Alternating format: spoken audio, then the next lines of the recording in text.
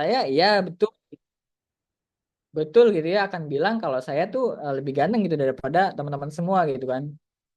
Tapi mungkin misalnya Melinda bilang gitu ya, oh enggak kak, salah gitu kan. Mungkin nih Kak Adam lebih ganteng gitu daripada saya gitu kan. Nah itu kan bisa aja gitu ya. Gitu. Jadi memang hipotesis biasanya kita lakukan di awal gitu ya. Untuk sebelum kita membuktikan sesuatu. Sebelum kita melakukan aktivitas pembuktian kayak gitu ya. Kayak gini aja nih tadi ya. Besok akan turun hujan. Nah ini kan pernyataan aja. Lalu gimana membuktikannya? Ya udah kita tunggu besok. Besok hujan atau enggak gitu. Nah mungkin alurnya seperti itu. Nah di sini hipotesis itu ada dua gitu ya. Ada H0 ya kita sebut H0. Lalu juga ada H1. Nah biasanya H0 atau hipotesis nol itu merupakan suatu pernyataan yang bersifat status quo ya, nggak ada beda, tidak ada perubahan. Oke,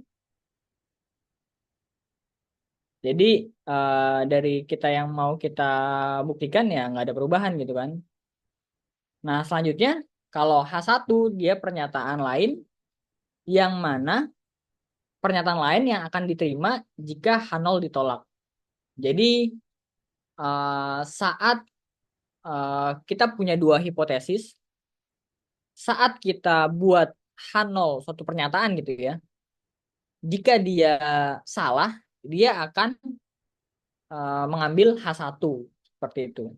Makanya di sini H1 adalah yang merupakan hipotesis tandingan yang merupakan pernyataan lain yang akan diterima gitu ya jika H0 ditolak. Nah, ada perbedaan dan terdapat perubahan seperti itu.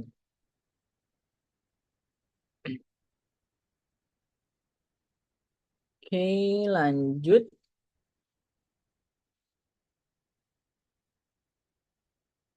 Nah, ini pendugaan parameter. Ini contoh ya, mungkin ya.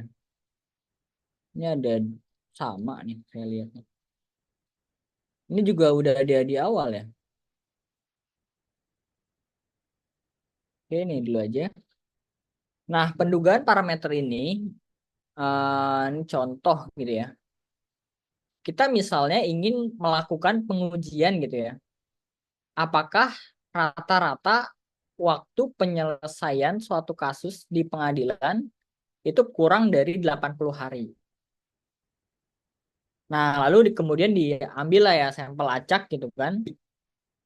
Yang mana pada sampel acak itu diambil 20 kasus dan kita asumsikan bahwa sampel tersebut sudah berdistribusi normal ya, sudah berasal dari distribusi normal. Jadi eh, secara sederhana kita mau ngambil sampel gitu ya. Sampel sampelnya itu 20 kasus. 20 kasus itu sudah merepresentasikan setiap bagian ya, setiap kondisi dari populasi, ya kan? Mungkin kalau kalian teman-teman ya kemarin udah dijelaskan sampel dan populasi gitu kan. Kenapa kita milih sampel gitu kan? Pertama kan mungkin biayanya lebih ringan dan lain-lainnya ya. Tapi harus hati-hati gitu kan dalam kita memilih sampel. Apakah suatu sampel itu sudah dapat merepresentasikan suatu populasi atau tidak gitu ya. Contohnya, contoh sederhana mungkin gini. Kita mau ini era-era politik nih ya, mau apa? Pemilihan daerah ya, kepala daerah. Sama dilakukan survei, ya, dilakukan survei. Kalau survei itu kan artinya sampel ya, mengambil sampel. Nah, kalau kita salah dalam mengambil sampel, itu akan berakibat fatal gitu ya terhadap hasil dari analisis yang kita lakukan. Misalnya kita ngambil sampel, oh saya capek nih survei gitu kan. Saya ambil sampel di daerah dekat rumah saya aja deh gitu kan. Nah, ternyata di daerah rumah saya gitu kan, itu eh, kebanyakan kebanyakan mendukung partai A misalnya. Nah, artinya itu tidak merepresentasikan gitu kan. Padahal kita mau melihat dukungan antar partai gitu kan. Kalau ngambil sampelnya itu hanya di rumah saya aja, berarti kemungkinan gitu kan, yang sampel diambil kan itu hanya dari partai A aja, belum bisa diambil dari semuanya. Kayak gitu gambarannya. Sehingga mungkin kita bisa ambil lagi ya sampel dari beberapa tempat gitu kan. Oh, karena di rumah saya itu partai A, ya udah saya bisa ambil beberapa. Dan di daerah lainnya yang terindikasi misalnya banyak gitu ya dengan beberapa faktor gitu kan. Kita coba lihat, oh di sini misalnya banyak pendukungnya B. Nah, kita ambil aja sedikit-sedikit gitu kan. Bagaimana tanggapan mereka dari partai-partai tersebut. Nah, sehingga saat kita ambil beberapa dari tiap daerah itu bisa mungkin gitu kan sudah merepresentasikan dari populasi. Nah, dengan kita memperhatikan batasan-batasannya gitu ya. Apakah itu kita ambil di daerah mungkin Tangerang Selatan gitu kan? Oke, ambil di beberapa kelurahan aja, tidak nggak usah semuanya gitu kan untuk surveinya. Seperti itu. Jadi, nah di sini anggapannya kita sudah mengambil 20 kasus yang mana sudah berdistribusi normal gitu kan ya. Sudah merepresentasikan dari populasinya.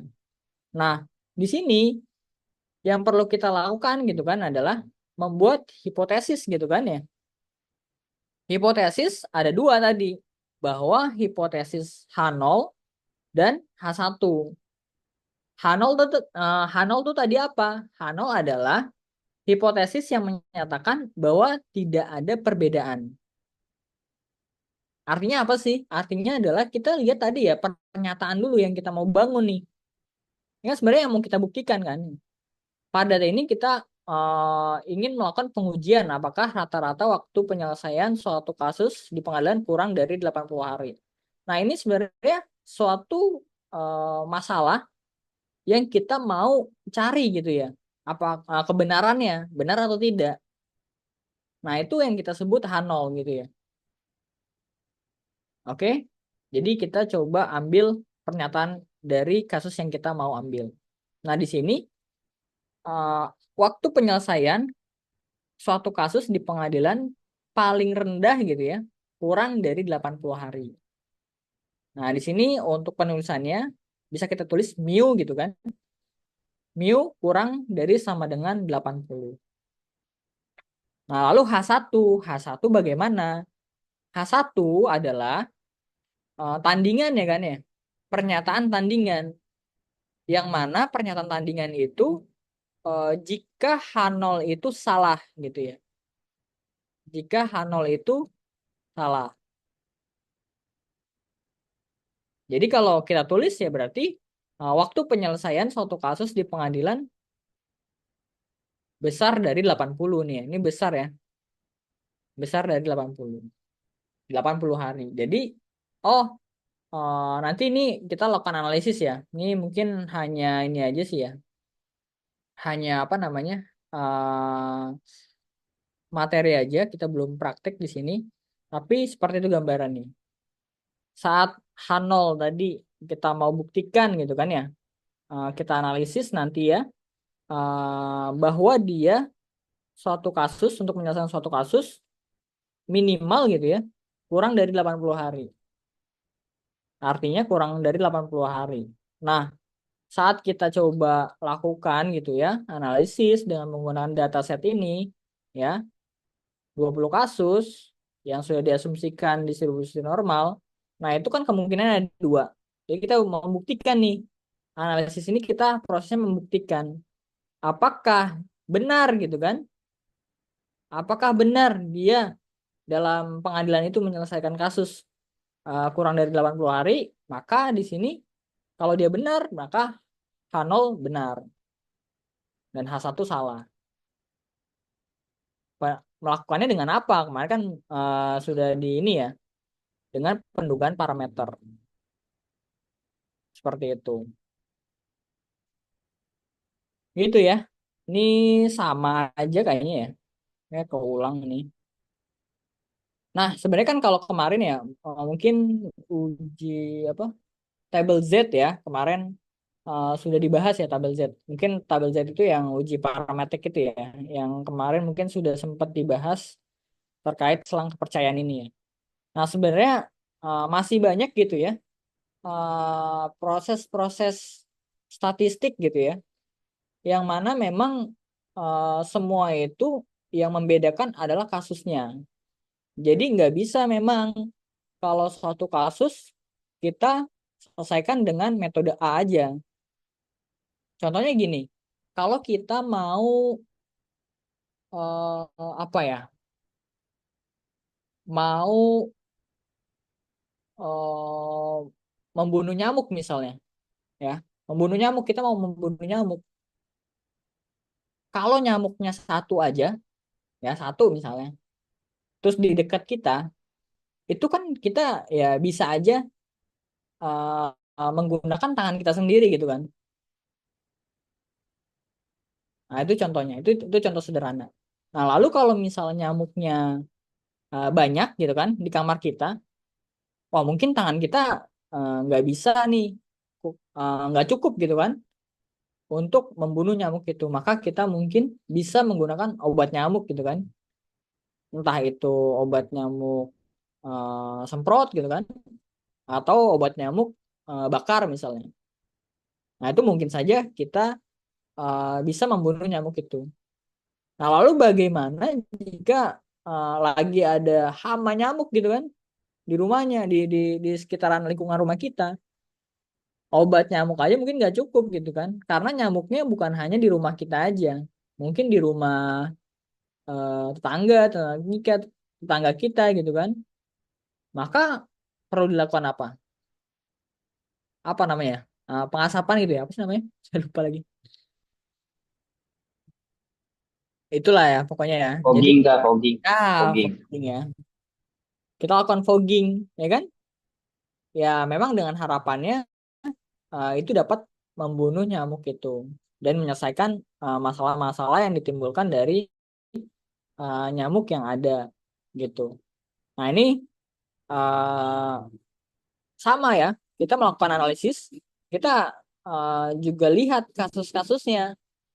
Ya nggak perlu kita melakukan analisis yang menggunakan metode yang besar, sedangkan kasusnya itu ya udah sederhana aja. Atau kita nggak perlu menggunakan metode yang besar untuk dataset yang kecil, gitu kan ya. Kalau teman-teman kenal Python gitu kan, ya udah kita nggak perlu capek-capek pakai Python. Ya padahal datasetnya cuma 10 baris aja, 10 row aja gitu kan. Kecuali kita punya 1 juta row gitu kan, 1 juta row atau lebih gitu kan. Yang mana kalau kita pakai Excel atau spreadsheet itu ngebuat nge-lag laptop kita gitu kan. Nah, jadi ya udah jangan dipakai tuh Excelnya. Kita bisa berpindah misalnya ke Python. Seperti itu sih. Nah, ini contoh uji parametrik ada beberapa gitu ya. Ada uji T, ada ANOVA, korelasi Pearson sama regresi. Yang ini udah belum ya kemarin? Belum ya? Nah, ini ada parametrik dan non parametrik ya. Parametrik itu data berdistribusi menurut sebaran tertentu. Ini contohnya normal. Lalu di sini ada variabel yang digunakan minimal berskala, interval, dan rasio. Umumnya ukuran sampel besar. Lalu memiliki banyak asumsi terkait populasi dan parameter lebih kompleks. Kalau parametrik, non parametrik, dia tidak harus berdistribusi ya kan. Nah, artinya nih, oh kita bisa juga apa namanya, menganalisis tanpa melihat distribusinya gitu kan. Itu bisa aja. Lalu variabel yang digunakan dapat berskala nominal ordinal, memiliki peringkat gitu ya. Lalu umumnya ukuran sampel kecil. Nah, asumsi lebih sedikit dibandingkan uji parametrik lebih sederhana. Nah, ini yang saya katakan tadi ya. Jadi metode-metode yang kita lakukan ya sebenarnya kita lihat dulu datanya seperti apa gitu kan, kayak gitu. Tadi, nah ini contoh uji parametrik tadi ada uji T, ada ANOVA, korelasi Pearson dan regresi. Yang mana uji T tadi ya signifikan dalam satu atau dua kelompok sampel, lalu korelasi mengukur kekuatan ya hubungan linear dari dua variabel, lalu ANOVA menguji signifikansi ya perbedaan dua rata-rata lebih. Dan regresi menguji hubungan ya hubungan antar variabel.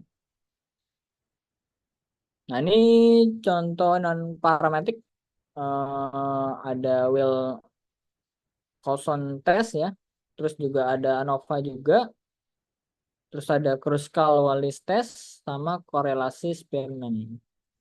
Mungkin mirip ya, mirip untuk apa namanya penggunaannya. Tapi memang untuk fungsinya mungkin yang di dalam uji-uji ini pasti ada yang membedakan. Dan untuk data-data yang lebih kompleks, yang lebih berat, yang lebih besar, dan tadi kalau di sini kan ada ya banyak asumsi ya terkait populasi dan parameter, perlu dilakukan beberapa hal terlebih dahulu sih. Seperti itu sih mungkin ya untuk melanjutkan eh, apa namanya hipotesis. Jadi intinya adalah hipotesis itu adalah suatu pernyataan ya, suatu pernyataan yang memang pernyataan tersebut itu belum tentu benar.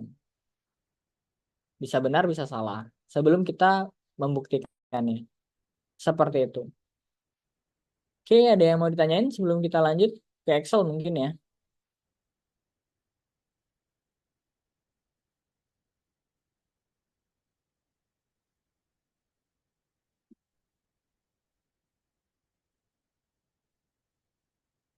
Oke, cukup ya.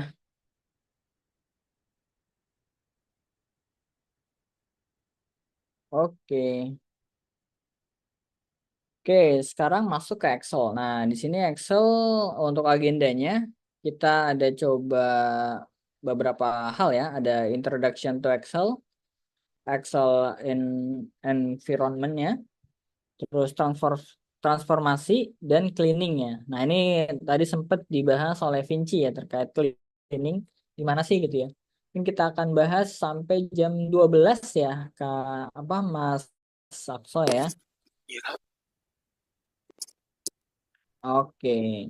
Nah, ini untuk Excel ya. Mungkin teman-teman semua udah pakai Excel gitu kan?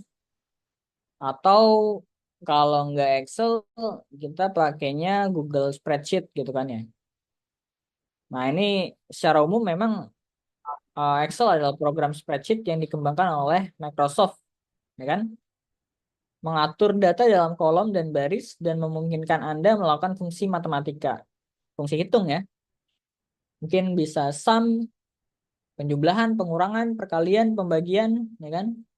Dan sekarang Excel bisa dijalankan di semua perangkat, baik itu di Windows, ya, macOS, Android, bahkan di ya di iOS juga bisa gitu ya. Jadi sudah memudahkan kita gitu. Kita nggak perlu harus di komputer lah, harus di laptop, bahkan di HP pun sekarang sudah bisa. Kalau lebih mudahnya lagi sebenarnya ya Google Spreadsheet ya, sekarang udah bisa diakses gitu kan. Tapi memang kita coba memulai dari Microsoft Excel. Kegunaannya banyak ya, dari mulai analisis data, analisa data, visual dan grafik, lalu ada pemrograman. Di sini mungkin untuk kasus yang lebih luas lagi ya. Ini menggunakan bahasa VBA. Terus ada pemodelan keuangan dan tentu masih banyak lagi. Makanya kalau kita belajar Excel, apapun pekerjaan kita ya, apapun job kita gitu kan, apapun role kita itu pasti berguna gitu ya. Kita nggak usah mikir-mikir, mungkin nggak usah mikir-mikir pekerjaan kita dulu deh, tapi keseharian kita gitu ya. Mulai aktivitas mungkin pencatatan pengeluaran sehari-hari ya kita coba mulai aja dari situ gitu kan, dengan menggunakan Excel agar kita lebih minimal terbiasa gitu ya dengan menggunakan Excel. Nah ini kenapa sih kita coba pakai Excel? Ya pertama paling populer gitu kan. Kita selalu nyebut Excel, Excel, Excel, Excel gitu. Nah itu terlihat tuh bahwa tools ini merupakan tools yang populer. Lalu sangat mudah untuk dipelajari. Terus ketiga, dapat digunakan baik dalam pekerjaan ataupun maupun kehidupan dalam sehari-hari. Nah, ini yang tadi saya sebutkan gitu ya. Yang keempat nih, memiliki dukungan komunitas yang besar. Artinya sebenarnya teman-teman harus buka mindset gitu ya. Coba buka pikirannya gitu ya. Kadang-kadang kita kalau punya masalah, kita selalu stuck gitu ya. Dengan masalah kita. Buntu lah, kita nggak punya gimana nih cara nyelesainnya gitu ya. Khususnya saat kita menggunakan Excel. Nah, Excel itu dia tadi ya di poin 4 itu memiliki dukungan komunitas yang besar. Nah, percayalah gitu ya teman-teman. Masalah yang kita coba solve ya, itu sudah pernah di solve oleh orang lain. Nah, itu makanya fungsi dari komunitas itu tujuan dari fungsi komunitas. Sehingga ya udah kita coba cari-cari aja gitu kan. Biasanya di mana kita kan? Di grup-grup gitu kan, di Telegram banyak gitu ya terkait komunitas-komunitas apapun gitu ya, termasuk Excel. Lalu tadi ini support dari environment Microsoft. Selanjutnya ada template dan kerangka kerja dapat digunakan kembali. Nah, jadi kalau di Excel kalau kita habis buat sesuatu ya kita bisa edit lagi aja gitu kan, lalu kita save as gitu ya untuk kasus yang lain. Yang terakhir nih perlu skill. Perlu skill, iya perlu skill, namun seiring waktu belajar memungkinkan untuk melakukan hal-hal kompleks di Excel. Oke, kita sepakat nih dalam kita mau coba explore sesuatu, ya mungkin kita nggak mudah gitu ya untuk adaptasi. Nah, di Excel juga untuk kita jadi advance gitu kan ya, perlu skill yang perlu kita latih kan. Tapi kita coba balik ke poin kedua. Nah, poin kedua disebutkan apa? Sangat mudah untuk dipelajari. Maka skill ini cepat atau lambat mungkin akan teman-teman dapatkan gitu kan. Ya ini tergantung niat dan mungkin apa yang akan apa yang akan teman-teman lakukan aja gitu kan. Pilihannya teman-teman terus belajar atau ya udah belajar saat bootcamp aja gitu kan. Sehingga mungkin ini akan mempengaruhi skill-skill teman-teman semuanya seperti itu. Nah, mungkin ini cepet aja ya. Mungkin sudah banyak teman-teman yang udah tahu gitu kan ya. Ini secara tampilan gitu kan ya. Biasanya di pojok kiri ya ada quick access toolbar. Terus ini ribbon.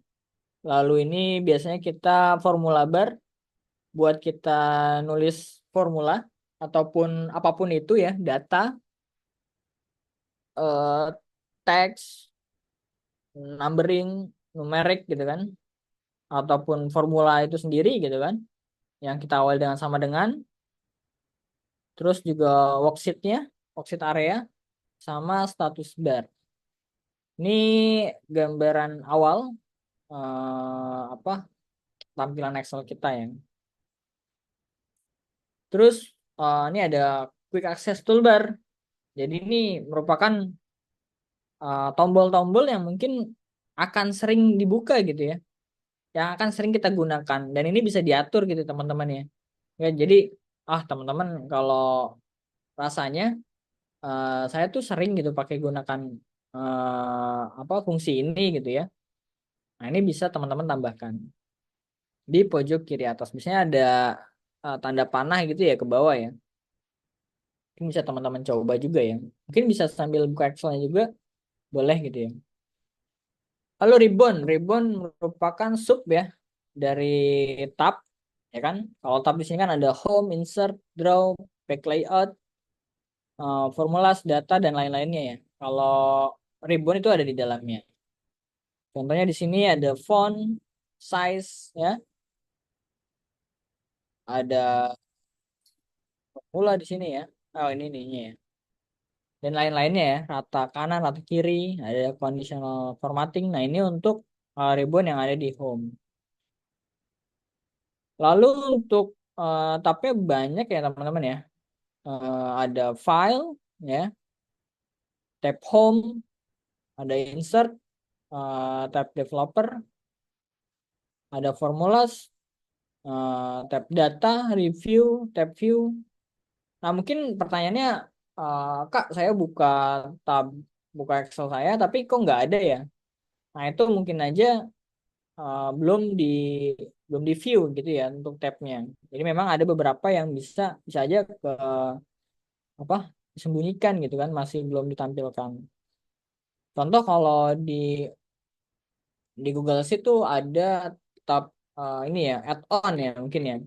Itu mungkin kalau ada beberapa yang belum ada itu bisa aja memang belum ditampilkan seperti itu. Lalu di sini ada contextual tab yang berisi tombol perintah ya, yang secara khusus gitu ya dikhususkan untuk objek tertentu. Contoh di sini saat kita buat grafik gitu kan ya, grafik atau chart. Nah, tab itu mungkin nggak bakal muncul nih di sini sebelum kita buat apa namanya grafik itu. Tapi saat kita udah buat chart atau grafik, nah ini pasti akan muncul desain dan format. Tab desain dan format untuk mengatur chart atau diagram yang kita buat. Itu ya.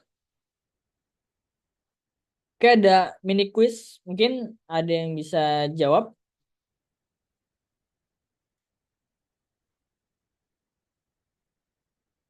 Nomor satu, apa yang disebut perpotongan antara baris dan kolom dalam Excel?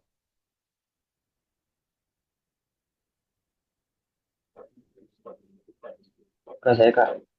Oke, Oh. Nomor satu sel kak. oke, sel. Ada yang lain? Ada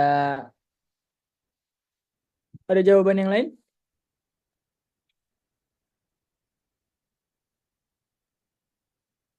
Sel sih kak kalau saya. Apa? Sel. Sel, oke. Oke, jawabannya sel ya. Udah ya. Lalu yang kedua, kumpulan tombol perintah pada Microsoft Excel yang dikelompokkan dalam bentuk tab. Apa nih?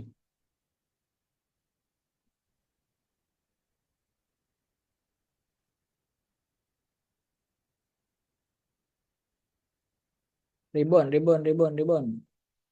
Oke. C, ribbon. Oke ya. Mudah ya. Oke, mungkin itu gambarannya. Oh, ini masih banyak ya. Sampai 70. Lewat. Oke, lanjut. Kita ke formula bar. Nah, formula bar tadi ya saya sudah jelaskan. Dia fungsinya untuk menampilkan, mengedit isi dari sebuah sel. Nah, isi dari sebuah sel ini itu tergantung kita gitu ya, mengisinya apa. Bisa string atau suatu kalimat teks gitu kan, ataupun numbering, angka, baik itu integer atau bilangan bulat gitu ya, bilangan bulat atau desimal. Lalu juga bisa tanggal ya kan, ataupun formula itu sendiri, formula ya. Jadi kita mau menghitung gitu kan, menjumlah dari satu sel A1 misalnya dengan B1, kita berarti isinya untuk di misalnya C1 sama dengan A1 ditambah A2, A1 tambah B1. Seperti itu ya. Worksheet, lalu ada worksheet dan sheetnya ya biasanya. Atau sini nama worksheet dan tab worksheetnya. Biasanya secara kita kalau bikin suatu file Excel, ya ini kita tambahkan ya sheet-sheetnya gitu ya, agar untuk mempermudah kita. Jangan sampai kita punya suatu case atau suatu tema tertentu gitu ya dalam kita melakukan apapun ya dengan Excel. Jangan sampai kita file Excelnya itu jadi banyak gitu kan. Misalnya kita sama-sama bahas apa ya, misalnya analisis A gitu kan. Oke, datanya di sini di file Excel 1 misalnya. Nanti proses analisisnya kita di file Excel 2. Nah, itu kan membuang-buang ini ya, apa namanya, kapasitas kita juga kan. Nah, mendingan dan itu juga nggak efisien juga kita ngerjain ya kan. Nah, lebih baik kita bisa buat sheet baru di sini. Dan itu akan memudahkan kita juga seperti itu. Dan worksheet ini terdiri dari row ya dan baris ya. Row itu yang 1, 2, 3, 4, 5 ya dan seterusnya, yang disimbolkan dengan angka gitu kan. Dan kolomnya ini ada kolom A, B, C, D dan seterusnya. Dan kolom ini bisa kita tambahkan gitu ya. Ntar walaupun sampai Z habis bisa kita tambahkan seperti itu. Nah, ini ada batasannya ya, ada batasan-batasan. Jadi memang jumlah sel gitu dalam Excel itu memang dibatasi. Nah, mungkin untuk berapa jumlahnya Kak? Tergantung ini ya, versi mungkin ya. Karena ada beberapa yang berbeda gitu. Nah, ini eh, istilahnya ya untuk row. Nah, ini kan jumlahnya. Mungkin ini untuk Excel 2007 ke atas ya. Row adalah disebut juga baris gitu kan, worksheet yang melintas horizontal dari kanan ke kiri atau kiri ke kanan ya, ditandai dengan angka dan seterusnya. Jumlahnya sekitar 1 juta kurang lebih, 1 juta. Lalu kolom kolom disebut juga kolom. Nah, dia tandanya tadi ABC ya. Nah, di sini berapa banyak kolomnya? Di sini A sampai XFD ya. Jadi kalau habis Z biasanya apa? AA gitu ya, AB dan seterusnya. Nah, ini sel yang tadi teman-teman jawab ya. Bagian terkecil dari sebuah worksheet yang merupakan pertemuan antara baris dan kolom. Misalnya B5. Nah, ini di sini penyebutannya kolomnya dulu berarti ya. Kolom B ada di kolom B baris kelima. Nah, lalu ada range. Range itu biasanya kalau kita ngeblok gitu ya, B3 sampai C4 misalnya di sini. Lalu ada gabungan dari B3 sampai C4 itu adalah B3, B4, C3, C4. Mungkin saya coba buka Excelnya juga kali ya. Nanti lalu di sini ada istilah tadi ada dua, workbook sama worksheet. Kalau workbook itu sebuah file Excel yang terdiri dari satu atau beberapa sheet ya, atau kumpulan dari beberapa sheet atau worksheet. Jadi ya udah, satu file itu kita coba sebut sebuah file Excel itu ya workbook itu ya. Worksheet sebuah lembar kerja dalam Excel yang terdiri dari kolom dan baris. Jadi satu lembar kerja itu. Dan ini menarik ya, di Excel itu kita nggak cuma input aja teman-teman ya. Nggak cuma input aja, atau kita biasanya ngetik gitu kan. Mindahin data, kita disuruh mindahin data dari kertas gitu kan ke Excel. Nah, itu nggak cuma itu aja. Tapi di Excel itu bisa import data gitu kan. Dari from Excel workbook ya, kita punya Excelnya sendiri, atau kita punya file txt ya atau CSV ya. Terus ada file XML, JSON ya kan, dan lain-lainnya. Dan mungkin sekarang itu bisa nambah lagi gitu ya dengan kita mengimport suatu gambar ya, gambar tabel misalnya kita kalau kalau kita mau masukkan gitu data dari kertas ke Excel itu biasanya ya kalau manual ya udah kita ketikin satu-satu gitu kan. Tapi sekarang tuh mungkin ada cara lain gitu ya. Mungkin saya tuh waktu itu pernah tahu gitu ya, pernah sempat dapat dapat dapat apa namanya knowledge gitu ya, baca-baca artikel gitu ya. Itu kan bisa difoto ya lewat HP saat kita download Excel lewat HP kita.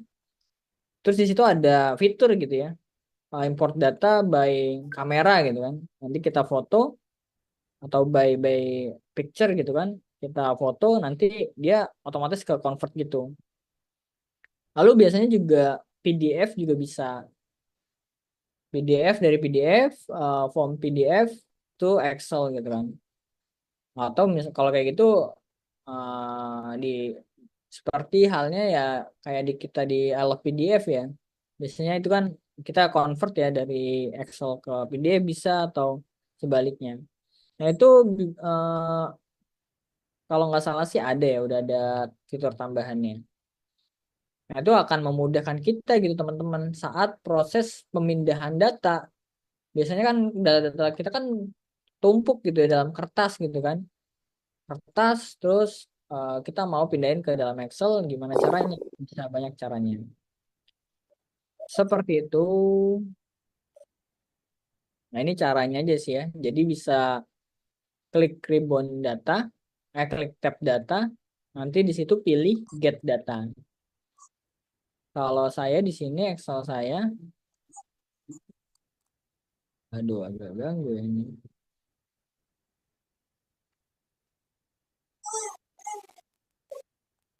Oke, ini Excel saya coba. Ini mungkin beberapa Excel agak beda ya teman-teman nih.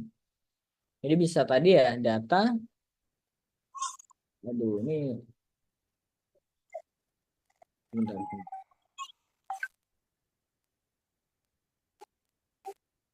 Kita bisa data. Nah, sini ada get eksternal. Nah, kalau di sini sebenarnya saya cuma ada tiga ya. Nah, bahkan di punya saya nih ada import dari database gitu ya. Jadi bisa aja gitu dari database dari server gitu kan yang ada kita bisa langsung masukin ke dalam Excel kita. Apa deh? Gitu. Itu lanjut. Nah, ini nanti akan ada previewnya gitu ya, bahwa datanya sudah benar saat diimport. Baru kita klik load gitu. Lalu ada mungkin sebelum sampai sini ada yang mau sebelum kita lanjutkan ada yang mau ditanyain?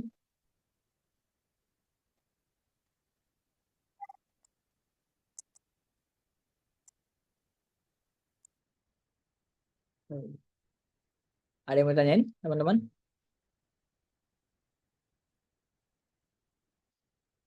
Belum ada ya? Oke, lalu ada pengenalan transformasi ya, transformasi data. Nah, sebenarnya apa yang dimaksud dengan transformasi? Transformasi data itu merupakan proses pengubahan data mentah ya menjadi format yang terstruktur, bersih dan siap pakai untuk analisis dan pengambilan keputusan. Nah, proses ini melibatkan berbagai teknik ya, mulai dari pembersihan data, standarisasi data, agregasi, derivasi, dan pemrosesan teks atau gambar. Nah, termasuk di dalamnya adalah mengubah format, ya, mengubah format tanggal, menormalisasi angka nih ya, tadi ya, atau menggabungkan kolom teks. Lalu apa bedanya ya, cleaning dan transformation? Ada yang bisa jawab? Sebelum kita lanjut, ada yang bisa jawab? Apa perbedaan transformasi data dan cleaning data?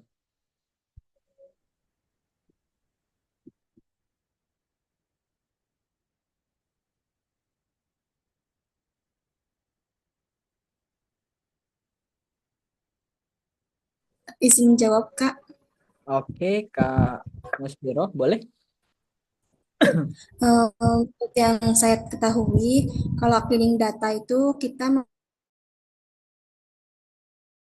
atau data kosong mungkin dari yang seperti yang jurusan kakak mungkin dari satuannya berbeda seperti itu Kak. Terus kalau yang transformasi data, dia tuh mengubah nilai datanya itu ke range tertentu biasanya Kak. Seperti itu. Oke, ke range tertentu ya. Oke, ada lagi?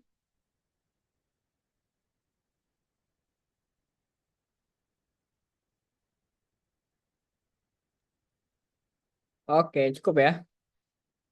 Nah, di sini mungkin kita langsung lihat aja nih. Mungkin akan menjawab tadi ya. Dan kita samakan tadi ya dengan jawaban Kak Muspiro ya. Apa perbedaan antara cleaning dan transformasi? Ya kan? Kalau data cleaning, dia itu proses identifikasi dan memperbaiki kesalahan, ya, ketidakkonsistenan dan ketidakakuratan dalam kumpulan data. Sedangkan kalau data transformasi, pengubahan data dari satu format ke format lainnya gitu ya, atau ke struktur lainnya. Jadi kalau kalau di sini mungkin mengubah format itu belum tentu dia membersihkan data ya teman-teman ya. Contoh tadi saya punya data kolom yang berisi tadi ya tinggi, tinggi apa namanya, tinggi bayi gitu kan ya, yang baru lahir misalnya umur uh, 5 bulan misalnya. Lalu kalau ada pada baris dalam kolom tersebut ada yang isinya 1.000 gitu kan, 1.000 itu 1.000 apa nih ya kan ya? Ada yang 1.000, ada yang 100 gitu kan, ada yang 50, terus ada yang 0,56 misalnya. Nah, itu merupakan yang kita sebut data kotor ya. Terus juga ada missing value-nya ya. Nah, itu kita perlu cleaning dulu ya kan. Kita identifikasi dulu, lalu memperbaiki kesalahannya dan ketidakkonsistenannya. Ketidakkonsistenan dan ketidakakuratan dalam kumpulan data tersebut. Jadi kita lihat nih sebenarnya. Kita lihat dulu datanya seperti apa. Nah, proses pembersihan itu atau proses perbaikan data itu kita sebut dengan data cleaning. Nah, transformasi itu merupakan mengubah data ya, mengubah data dari satu format ke format yang lain. Jadi ya sebenarnya maknanya sama, tapi kita coba ya udah ganti aja, kita ganti dengan kebutuhan tertentu, kebutuhan analisis, ya formatnya aja yang kita bedakan. Entah misalnya kita ambil apa namanya, field field field field tertentu gitu kan, karena kita nggak butuh yang lain gitu kan. Nah, itu bisa kita lakukan seperti itu. Nah, saya coba ini ya teman-teman ya, untuk data cleaning ini teman-teman harus hati-hati gitu ya, harus hati-hati dan memang sebenarnya kalau pengalaman saya itu kita harus punya rujukan gitu teman-teman ya, dan pengambilan keputusan sendiri itu harus didasari oleh suatu hal gitu ya. Contoh misalnya apa ya, kalau berat badan deh gitu ya. Berat badan, kalau tadi tinggi badan, ini berat badan. Berat badan standarnya itu, berat badan itu sebenarnya kita bukan bukan bicara paling banyak digunakan ya, tapi kita coba bicara standar yang digunakan gitu. Jadi di Indonesia ini untuk untuk apa ya, membuat suatu dataset gitu ya, misalnya di Kementerian Kesehatan lah ibaratnya, misalnya itu pakainya gram atau kilogram kah gitu kan ya, gram atau kilogram. Nah, itu harus didasari satu tertentu ya. Ada dokumen yang bisa menjelaskan itu, atau kita punya punya bukti kalau oh ini misalnya pakainya kilogram gitu, bukan gram. Nah, kita harus punya bukti terhadap hal itu gitu. Sehingga nanti cleaningnya kita bisa lakukan menggunakan standar yang kita tahu itu, yang kita punya itu. Oh, artinya kalau gram, kalau kalau ke kalau ke kilogram, ya udah misalnya, oh ini 1.000 gram nih, 1.000 misalnya, isinya 1.000. Nah, ini harus kita pastikan dulu ya kan, apakah 1.000 ini 1.000 kilogram atau 1.000 gram nih.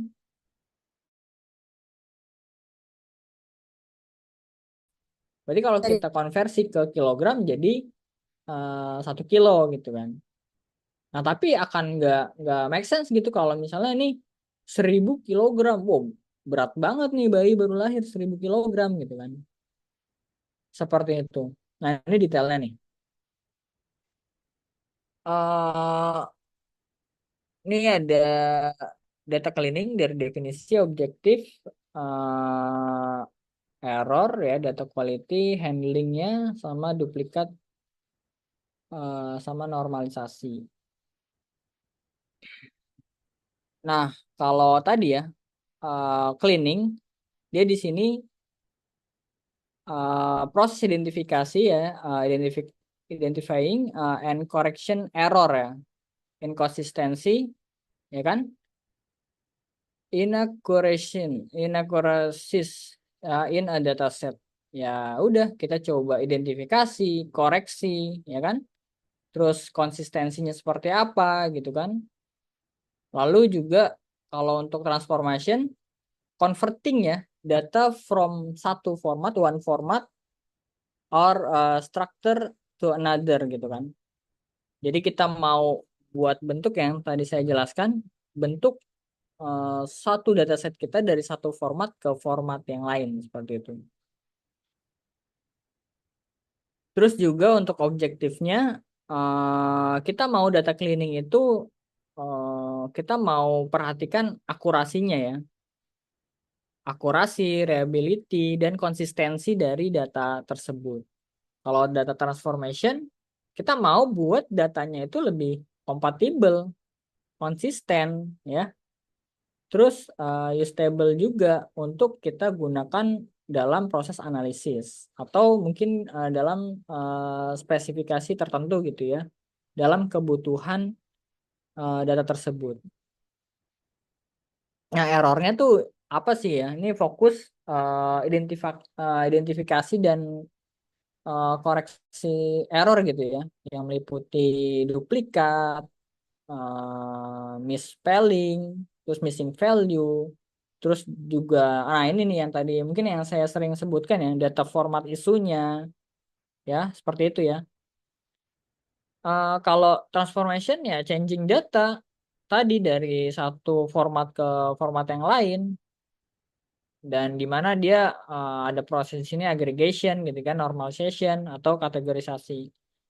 Nah, ini berarti bukan mengubah data sebenarnya kalau transformasi ya. Bukan bukan, jadi dia lebih kayak kalau kategorisasi dia menambahkan data aja gitu kan. Contoh misalnya nilai gitu kan. Oh, kita punya sebenarnya ada kategori nih, dari 0 sampai 50 misalnya, atau 0 sampai ya 50 dapetnya D gitu kan. Nah, itu terus D, uh, 51 sampai 60 misalnya. Itu C 60 sampai 70, B dan seterusnya jadi A gitu kan. Nah, itu kan kategorisasi. Dia nggak mau ngubah apapun, tapi kita menambahkan aja dengan Kak, format-format sorry interupsi. ya. Boleh nggak agak di zoom atau full screen gitu PPT-nya? Oke, oke. Ini nggak kelihatan ya? Ah, better sekarang. Oke, better ya. Oke, thank you, Kak. Oke, siap. Nanti kalau kenapa-napa langsung ngomong aja ya. Saya nggak kelihatan soalnya. Nah, ini untuk errornya tadi ya. Nah, untuk data quality-nya gimana sih ini? Kita coba untuk data cleaning tadi ya, mengimprove data kualitas ya. Kita menghapus error dan inkonsistensi ya, yang mana kita mau memperhatikan akurasi dan reliable datanya. Nah, penting sekali makanya memang ya kalau dalam kita melakukan cleaning data tadi kita perlu standar tertentu gitu ya dalam melakukan cleaning data. Nggak serta-merta kita melakukan ngasal lah ibaratnya ya. Ya udah sesuka kita gitu kan. Nah, nggak gitu juga gitu kan. Karena itu nantinya akan menghasilkan hasil dari analisis kita gitu. Proses cleaning itu. Nah, kalau transformasi mungkin tahapan setelah cleaning gitu ya. Kita mau butuh apa sih? Field-fieldnya nih kita butuh apa sih? Nah, itu kan tergantung masalah yang kita mau angkat juga kan ya. Yang mau kita jawab juga.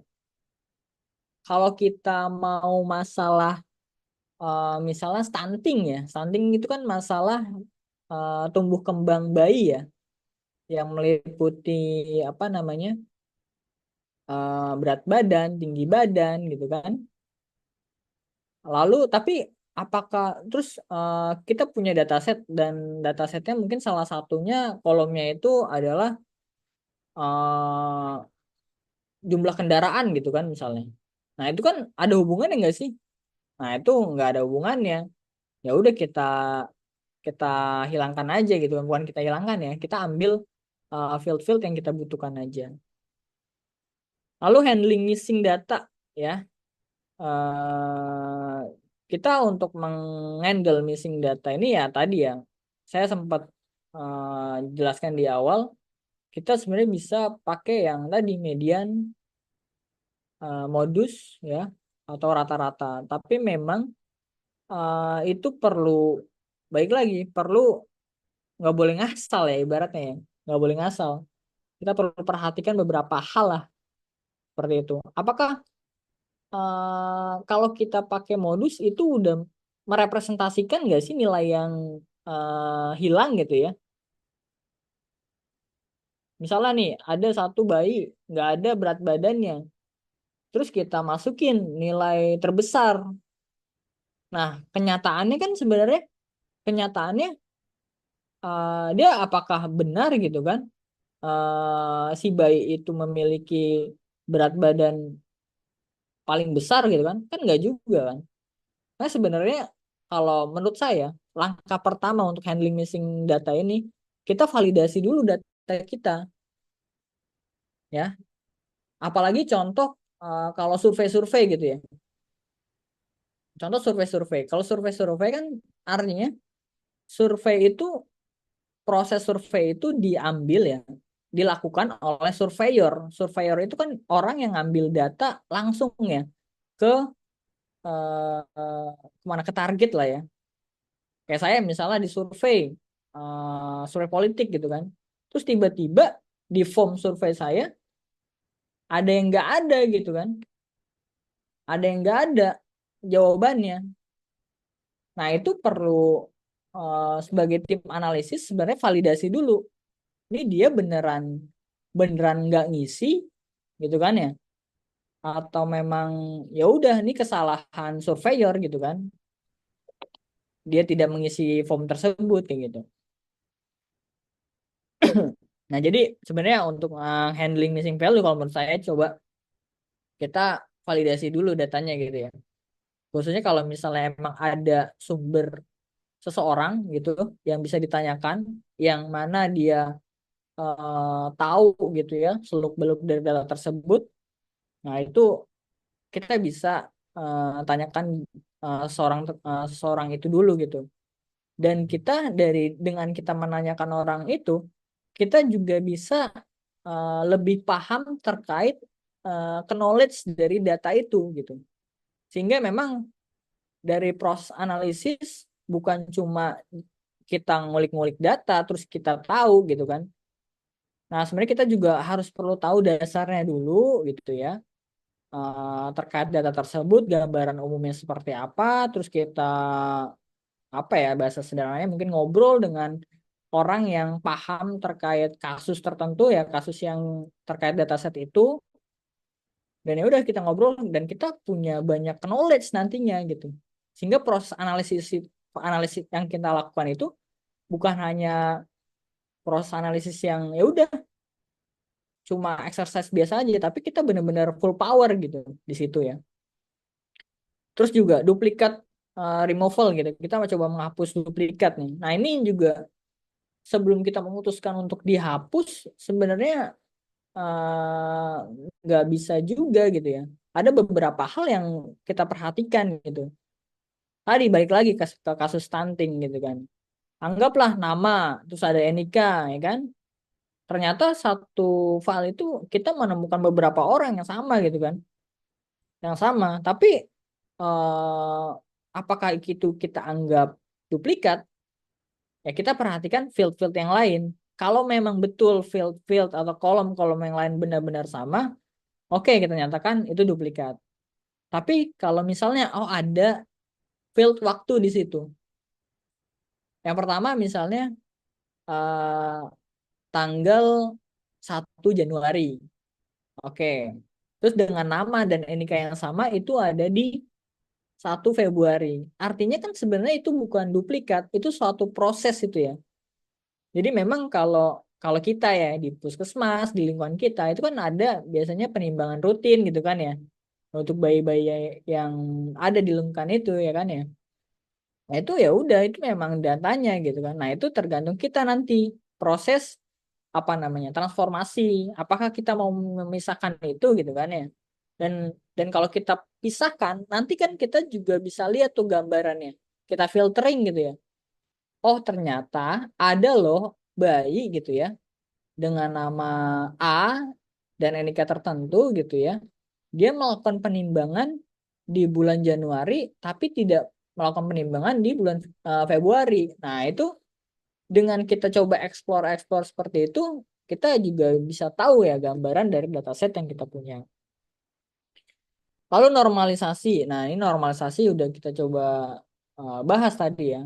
Yang mana hati-hati juga dalam menormalisasi gitu kan. Kalau kita tadi coba perhatikan juga ya tadi ya apa median, mean dan apa namanya modusnya seperti itu.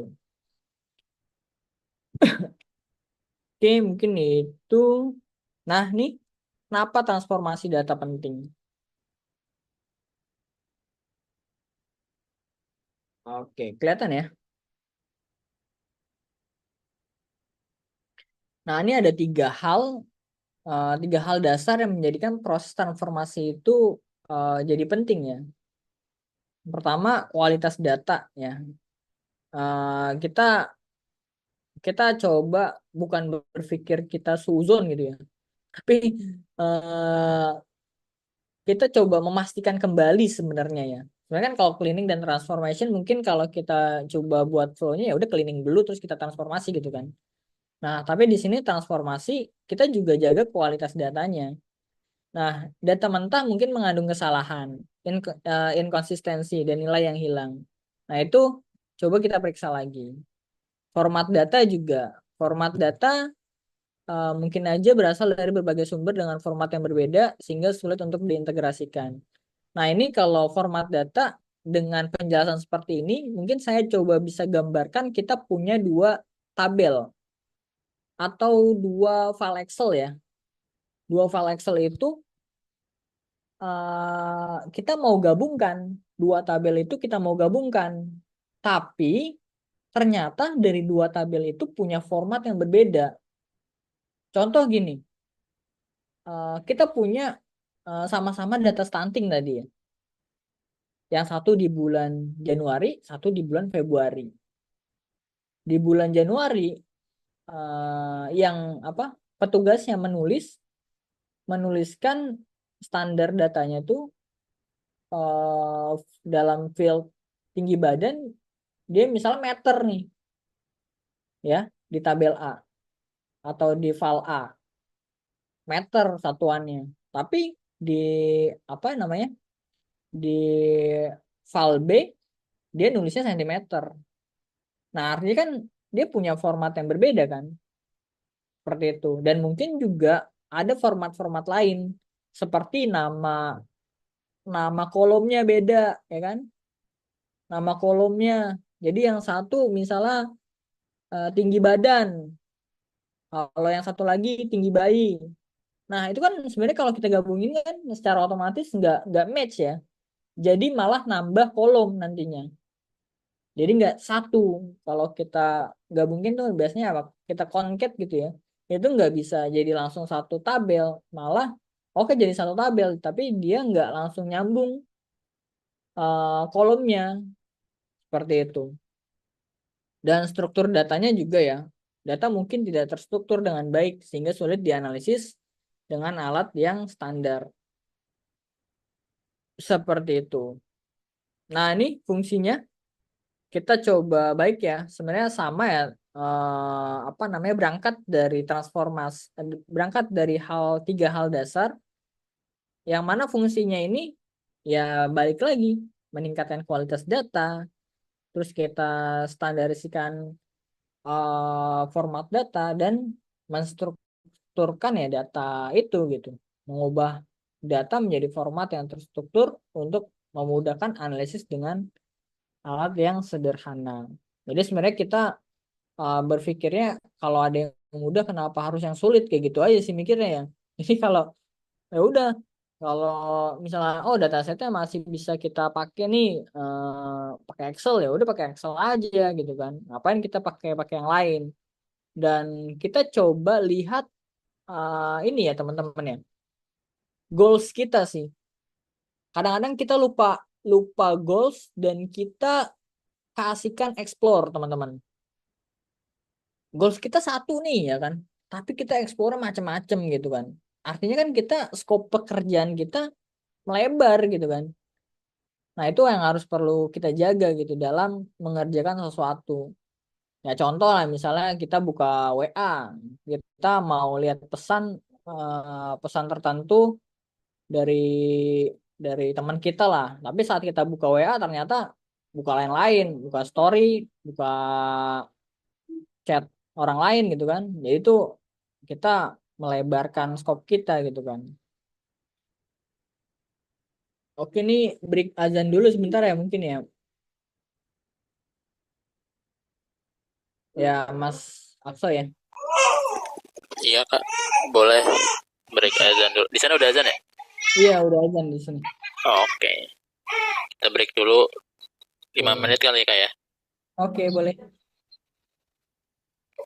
Oke, saya stop dulu ya.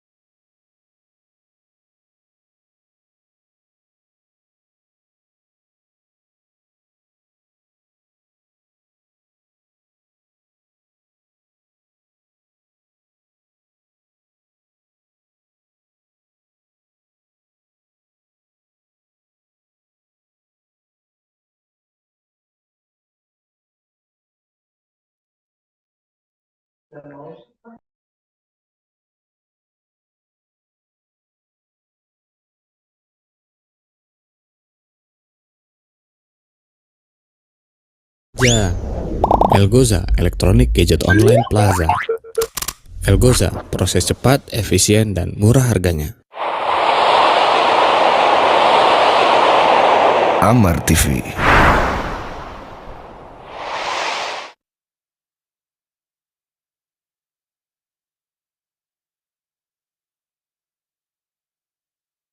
الله أكبر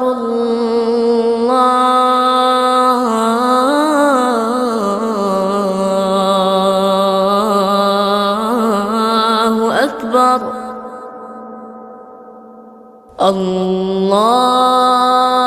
الله أكبر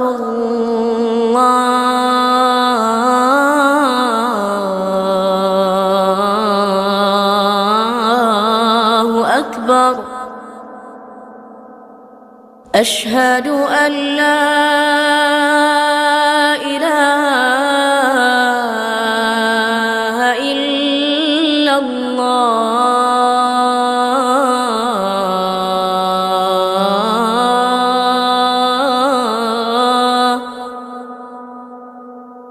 أشهد أن لا إله إلا الله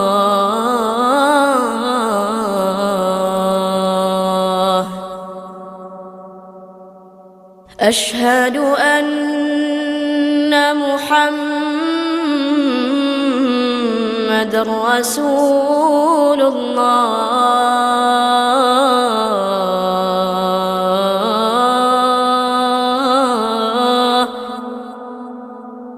أشهد أن محمد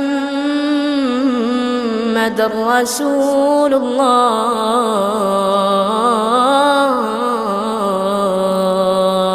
الله حي على الصلاة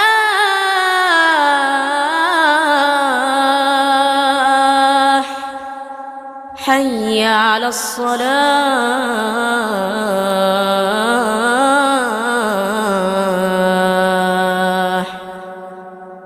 حي على الفلاح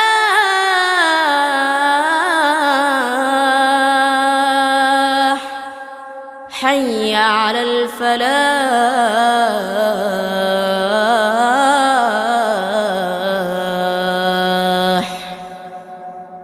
الله أكبر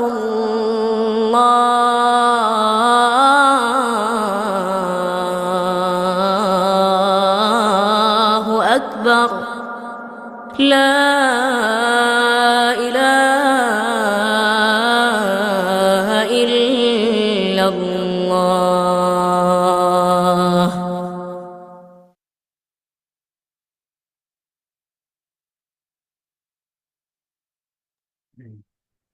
Oke, pas banget ada azan ya tadi. Oke, kita lanjut ya, Mas Aksa ya. Ya Mas, kita lanjut nanti baru break kita di jam 12. Oke. Oke, ini masih banyak ternyata ya slide-nya. Mungkin kita cepat aja dulu ya. Ini ada tahapan data transformation ya. Ini ada 5, ada standarisasi, agregasi, derivasi, normalisasi data, dan kategorisasi. Nah, ini coba kita lihat detailnya gitu ya. Standarisasi apa sih gitu ya? Nah, ini menetapkan tipe data tadi ya. Menetapkan tipe data yang sesuai untuk setiap variabel seperti numerik, kategorikal, atau tanggal. Jadi memastikan bahwa satu field itu tipe datanya sudah sesuai atau belum sih gitu ya. Terus format data, mengatur format data untuk variabel tertentu seperti tanggal, mata uang, dan unit pengukuran. Yang ketiga, pengodaan kategori. Mengubah variabel kategorikal menjadi representasi numerik gitu ya untuk analisis statistik. Nah, ini misalnya kayak contohnya laki-laki perempuan gitu ya. Maka perempuan atau laki-laki misalnya disimbolkan, kita tulis, kita ganti dengan 0, dan perempuan kita ganti dengan 1. Nah, ini contohnya seperti itu. Normalisasi yaitu menskalakan ya data ke rentang nilai yang sama. Nah, untuk meningkatkan kompatibilitas dan analisis. Agregasi. Nah, ini agregasi ya mungkin tadi ya, bentuk umumnya aja gitu kan, atau perhitungan secara umum gitu ya. Untuk fungsi agregasi ini ada sum, count, average atau rata-rata, minimal dan maksimal untuk meringkas data. Ini fungsi yang kita gunakan mungkin ya implementasi dari statistik deskriptif gitu ya. Lalu mengelompokkan data. Mengelompokkan data itu ya berdasarkan kategori atau dimensi tertentu untuk melakukan agregasi. Lalu hierarki data, membangun hierarki data untuk agregasi multilevel. Lalu yang kedua setelah standarisasi ada derivasi. Derivasi itu melakukan operasi matematika dasar ya, seperti penjumlahan, pengurangan, perkalian, dan pembagian. Nah, ini ada fungsi statistik seperti log, akar kuadrat ya, ada standar deviasi. Lalu juga bisa kita membuat indikator gitu kan ya. Membangun indikator biner untuk mewakili kondisi tertentu. Nah, transformasi data mengubah format atau struktur data untuk derivasi yang lebih mudah seperti itu. Jadi ini mungkin lebih satu tingkat di atas fungsi agregasi gitu ya.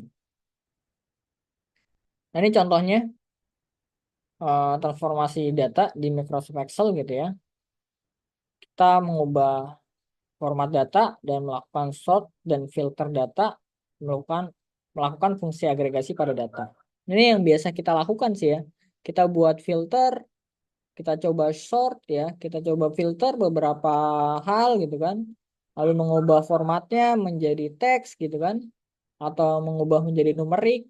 Nah, biasanya walaupun dia isinya itu number, tapi kadang-kadang nggak bisa kita jumlahkan gitu kan. Kenapa? Karena format datanya itu belum sesuai. Sehingga perlu kita samakan terlebih dahulu. Nah, ini ya contohnya ya. Yang tadi ya. Tadi apa? Mengubah format data. Nah, ini misalnya ID ini. Nah, biasanya kalau ID itu malah tipe datanya itu bukan numerik, tapi malah string gitu atau teks gitu ya.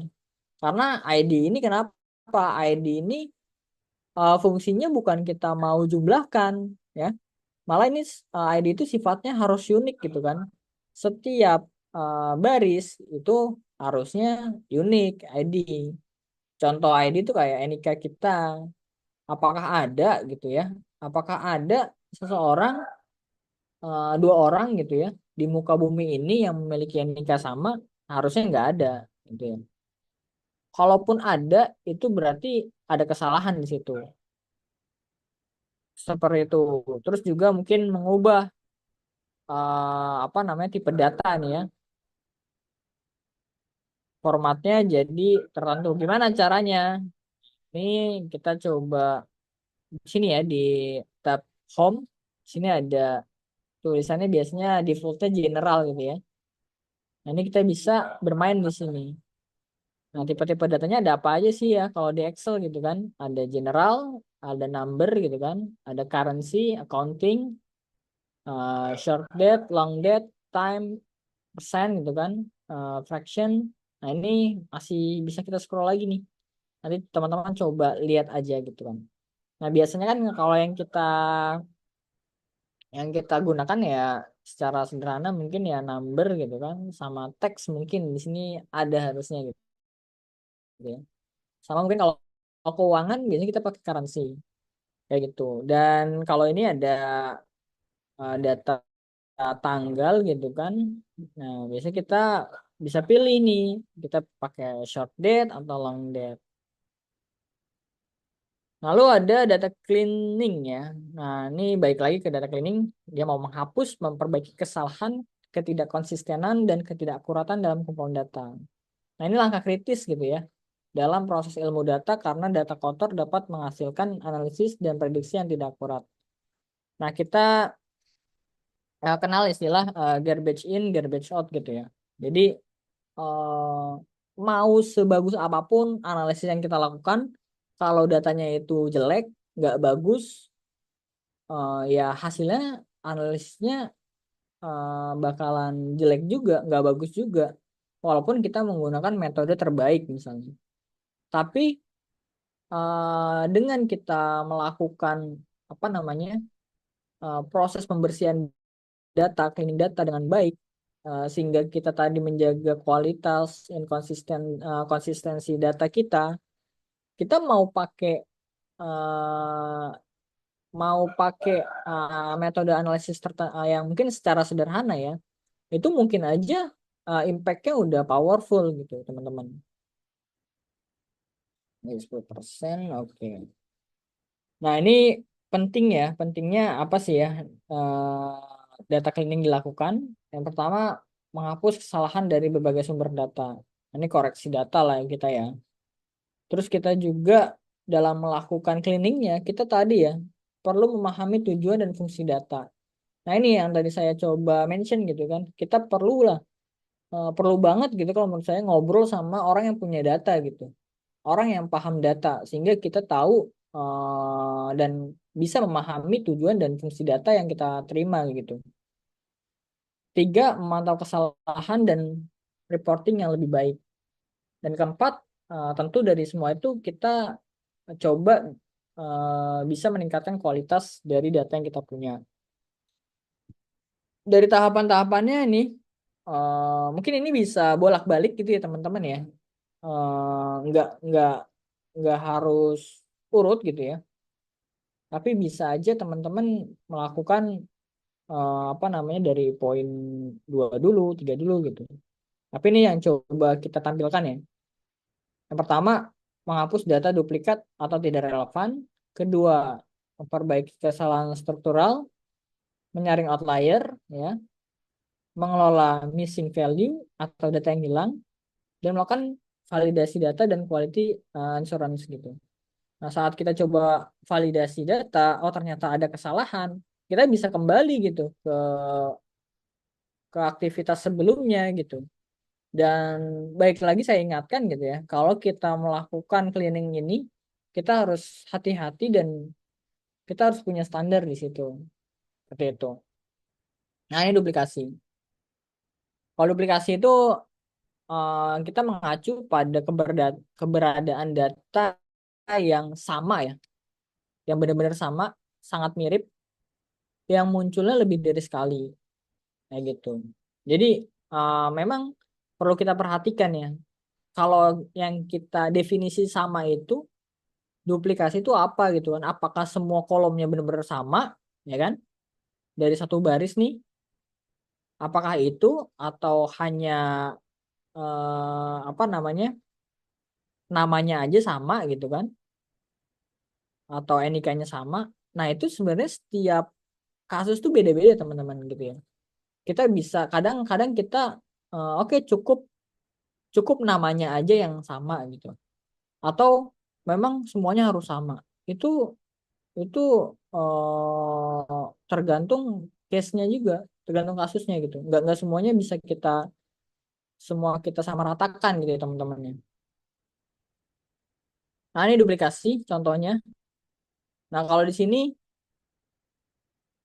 nah ini ya, ini dari Agus sampai Cibodas dengan Agus yang di bawahnya sampai Cibodas ini dia sama gitu ya. Tapi ada di sini kadar gula. Di sini 300, di sini 140. Apakah gitu pertanyaannya apakah dua dua dua baris ini merupakan suatu duplikat? Ya jawabannya bisa tidak gitu. Ya. Kalau memang kita mau anggap kalau kita mau ambil yang paling baru, ya udah. Misalnya yang atas yang paling baru. Ya kita gunakan yang atas, yang bawah kita hapus. Kayak gitu. Jadi memang tergantung kasusnya teman-teman ya. Kalau benar-benar sama, ya udah kita pilih salah satu. Tapi kalau kayak gini kan kasusnya gimana? Nah, kita lihat kebutuhannya. Nah, ini handling duplikat. Nah, tadi ya, identifikasi, penghapusan, dan penandaan. Nah, bisa saja gitu teman-teman ya, data yang kita hapus itu bisa saja masih digunakan. Jadi kalimat menghapus itu sebenarnya ini ya, jangan benar-benar dihapus. Jadi kalau di Excel tuh biasanya gini, ada sheet 1 sebagai main sheetnya atau main data setnya. Sebelum kita lakukan proses cleaning, kita copy dulu sheet 1-nya itu. Ya, kita copy, nah di sheet 2 misalnya jadi di sheet 2 gitu ya. Nah, itu kita lakukan proses analisis di sheet 2. Sehingga nanti kalau terjadi apa-apa, kesalahan kita itu untuk data setnya masih ada di sheet 1. Gitu ya. Gitu. Nah, ini ada outlier dan anomali. Apa perbedaannya gitu dia? Apa ya? Kalau outlier itu nilai data yang sangat berbeda atau jauh dari nilai-nilai lainnya dalam data set gitu ya. Dan outlier dapat terjadi karena kesalahan pengukuran. Nah, biasanya tadi kita punya mungkin tinggi badan lagi nih. Tinggi badan misalnya ada tinggi 1, terus ada juga yang 100. Nah, itu kan jauh sangat berbeda ya. Nah, itu yang kita sebut outlier.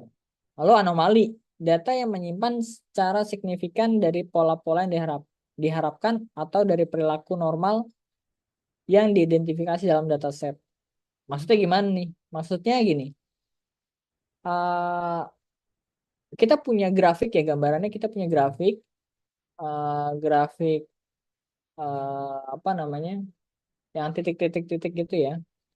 Tiba-tiba ada satu titik itu yang nggak ada di kelompok data itu. Kalau secara gambarannya, oke, banyak orang di dalam satu kelas tuh nilainya 60, 70, 80, atau 70, 80, 90, 100 gitu ya. Kisaran itu aja. Nah, itu kan jadi satu kelompok data gitu, satu kelompok ya data gitu kan. Nah, tiba-tiba kita punya satu data set itu atau satu satu data tiba-tiba nilainya 10 gitu kan. Nah, itu kan keluar dari kelompok data itu. Nah, itu yang kita sebut anomali. Sebenarnya kurang lebih mirip lah ya. Nah, untuk deteksinya biasanya paling mudah itu kita pakai visualisasi. Ini paling mudah banget gitu ya. Visualisasinya apa? Ada box plot, scatter plot, atau histogram.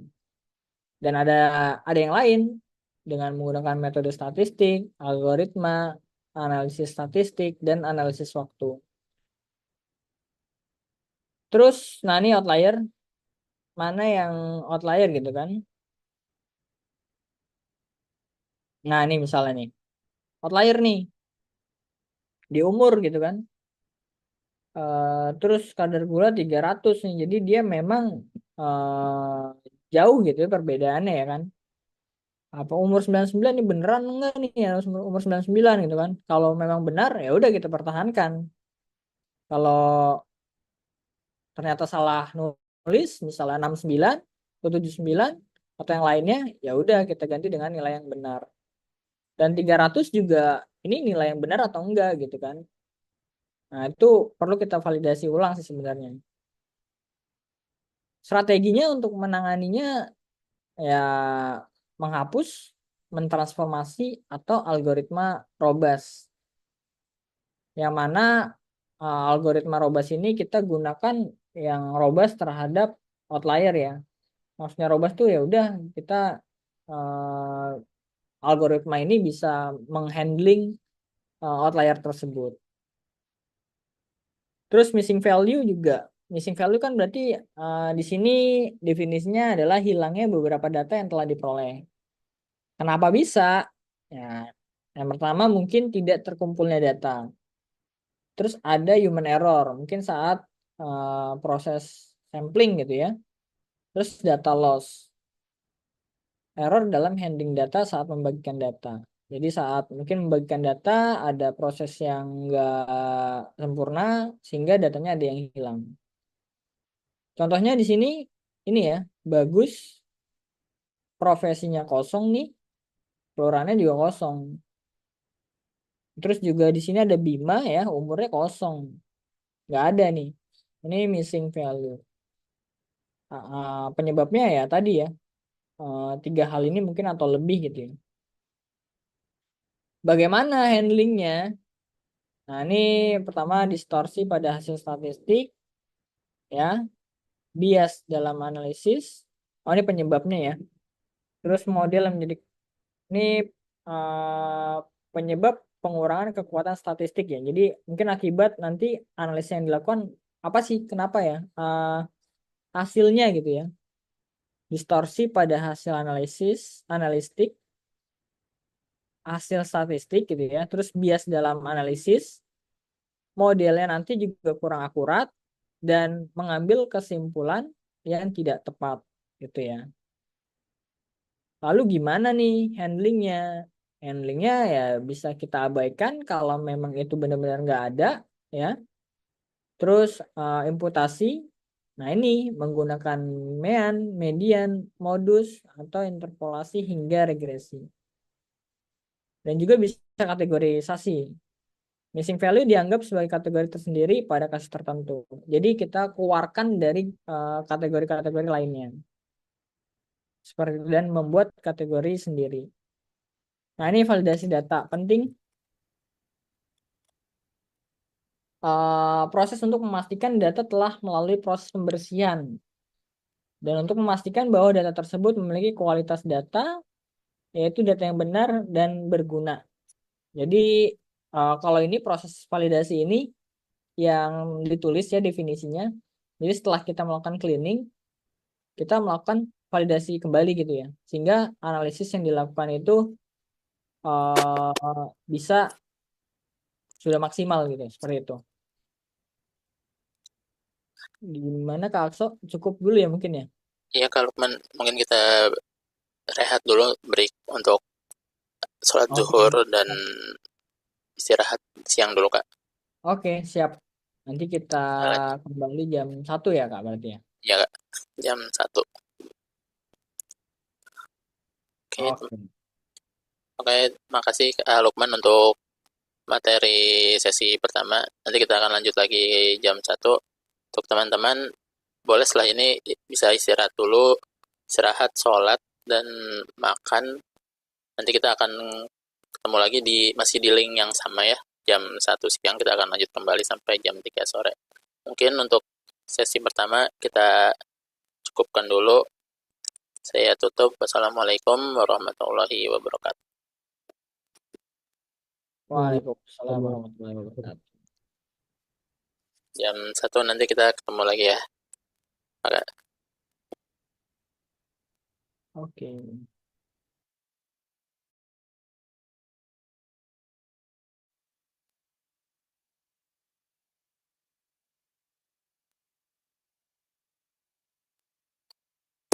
Untuk link Zoom-nya masih sama, Kak.